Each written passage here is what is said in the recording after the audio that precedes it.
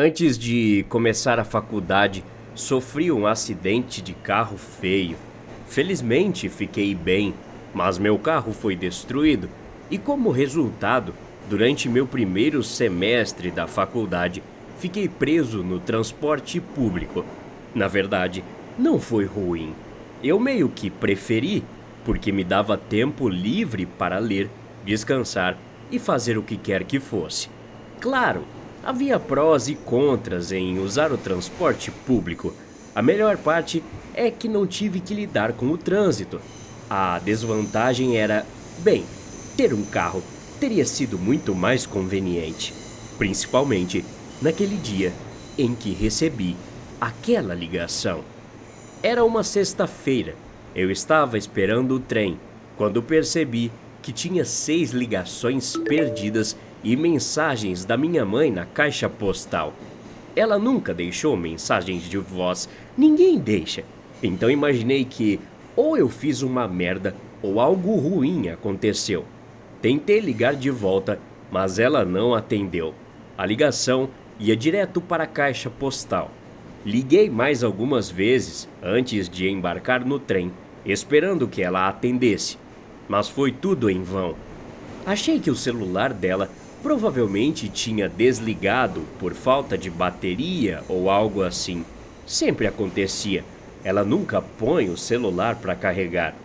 Então, liguei para o escritório em que ela trabalhava, mas sua secretária não atendeu.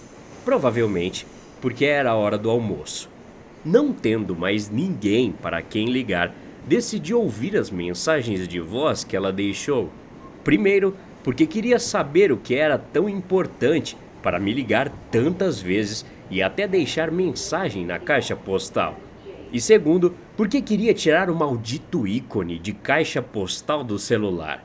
Quem já recebeu essas mensagens de números estranhos que te ligam o tempo todo sabe do que eu tô falando. A primeira mensagem de voz da minha mãe estava abafada.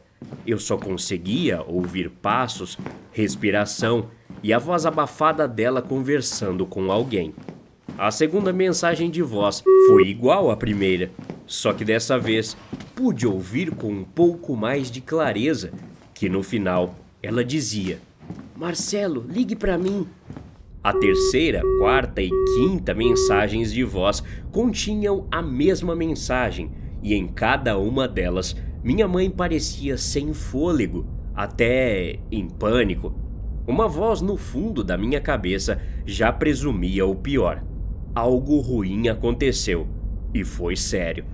Minha família tem o hábito irritante de guardar todas as informações em relação a situações ruins para contar só pessoalmente.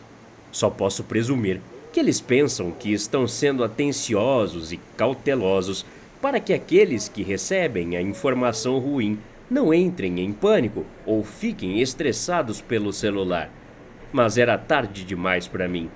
Fiquei irritado porque minha mãe simplesmente não conseguiu dizer o que estava acontecendo e eu odiava não saber logo das coisas. Tudo ficou claro, no entanto, com a sexta mensagem de voz. Marcelo, meu celular está quase sem bateria. Onde você está? Seu tio Pedro sofreu um acidente de carro. Estou indo para o hospital agora. Seu pai também vem aqui com sua irmã. Você pode vir aqui? Vá até o trem que para na Rio Longo. Nós vamos buscá-lo na estação, ok? Ligue para sua irmã. Tome cuidado. Fiz o que minha mãe mandou e liguei para minha irmã imediatamente, fazendo uma enxurrada de perguntas. Ela disse que não sabia realmente o que tinha acontecido, apenas que houve um acidente de carro e meu pai estava a caminho do hospital. Respondi dizendo que estaria na estação de trem no final da tarde, para ela me esperar lá e me manter atualizado caso meu pai soubesse de alguma coisa. A viagem de trem até lá pareceu mais longa que o normal.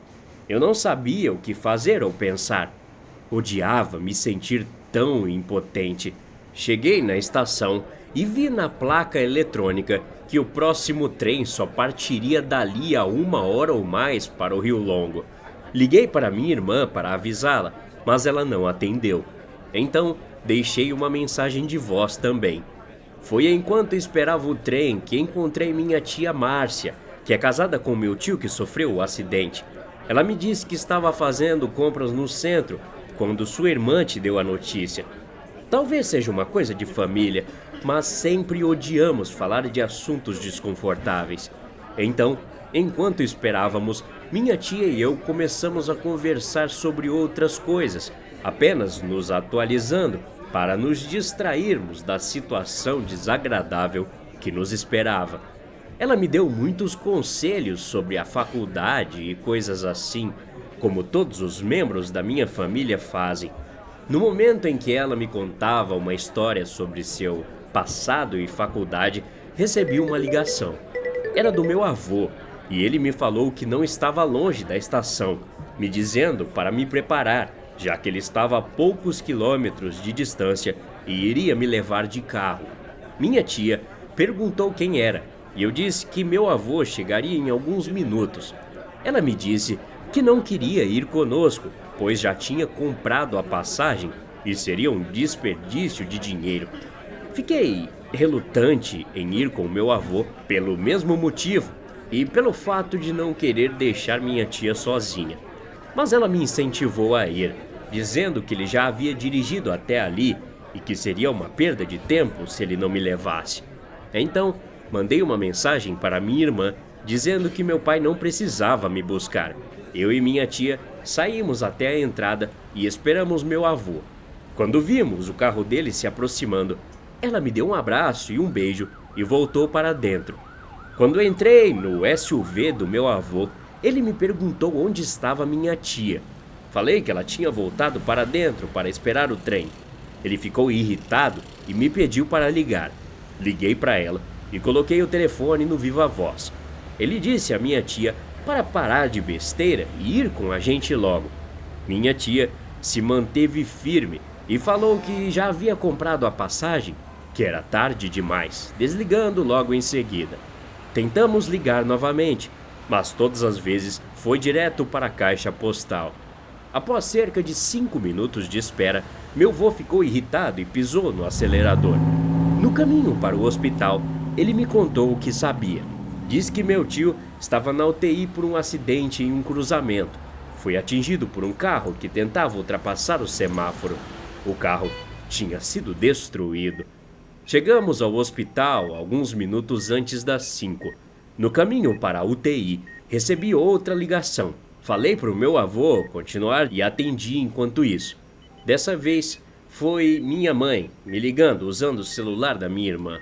Antes que eu pudesse dizer alô, ela começou a perguntar: "Onde você está? Você está bem? Você está machucado?" Pela forma como a voz dela soava, parecia que estava chorando. Falei para ela se acalmar.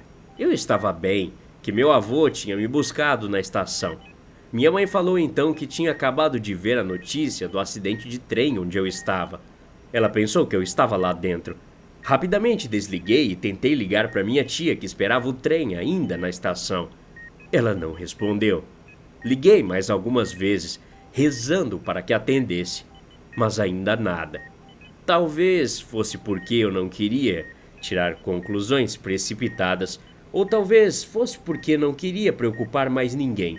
Independentemente do motivo, decidi manter silêncio sobre minha tia e o acidente de trem, pelo menos até ver como meu tio estava. Havia apenas um determinado número de visitantes autorizados a entrar na sala da UTI. Então, esperei minha vez de visitar o resto dos membros da minha família na sala de espera. Realmente, não houve muita conversa. Algumas lágrimas, fungadas e sorrisos tristes me disseram o que esperar quando chegasse a minha vez de visitá-lo. Depois de alguns minutos conversando com meu pai, minha mãe e meu vô saíram do quarto da UTI. Meu vô parecia estar em estado de choque ao sair de lá. Ele continuou murmurando algo baixinho antes de começar a chorar. Meu vô sempre foi um homem muito forte. Ele quase nunca demonstrou emoção, mesmo quando seu segundo filho faleceu. Eu sabia que ele e meu tio eram próximos, mas Vê-lo desmoronar daquele jeito, eu não sabia se estava pronto para ver o que ele tinha visto. Se não fosse pela gentil insistência do meu pai, eu provavelmente não teria descoberto a causa do colapso emocional do meu vô. É estranho dizer que o colapso do meu vô não foi por causa da condição do meu tio na UTI. Isso porque, na cama, bem em frente ao meu tio entubado, estava minha tia, que esteve no acidente com ele e morreu durante a cirurgia. Até a próxima. Obrigado.